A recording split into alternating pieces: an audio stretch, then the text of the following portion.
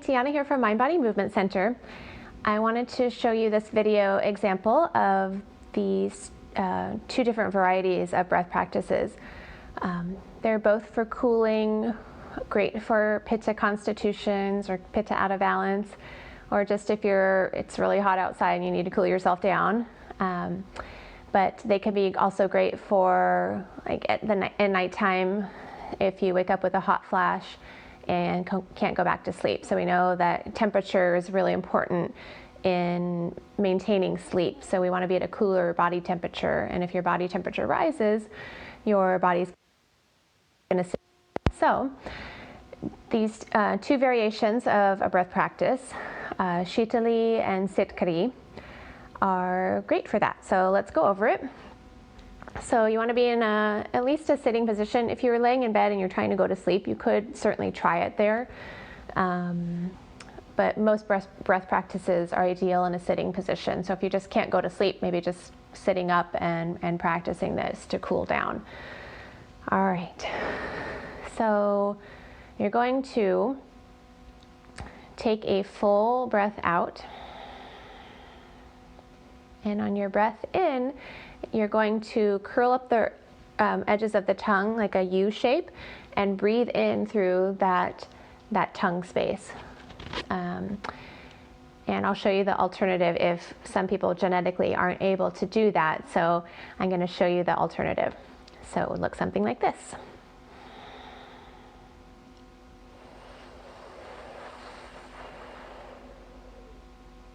Closing the mouth, holding the breath for 3 to 5 counts, and then releasing through the nostrils. So I'll do that again. Breathing out, breath in, close the mouth, hold the breath, and release. Now the alternative, so that was Shitali. Sitkari is if you're just genetically not able to the tongue that way. So this one is breathing in through closed teeth. So it's the same thing, breath out, breath in, closed teeth, close the mouth, hold the breath, and release.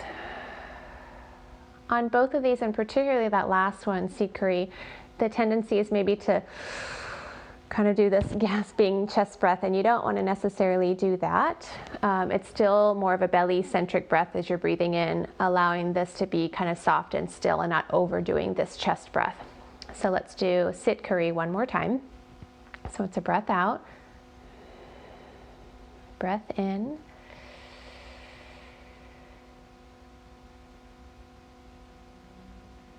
great.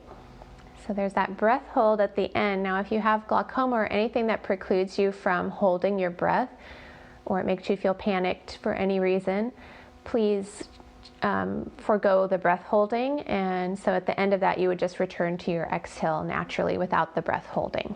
Okay, so just want to point that out. All right, so it's about 3 to 5 rounds. You can of course do more, and you have the accompanying handout that shows you the directions too. So if you forget, you can always turn to that. All right, great. See you next time.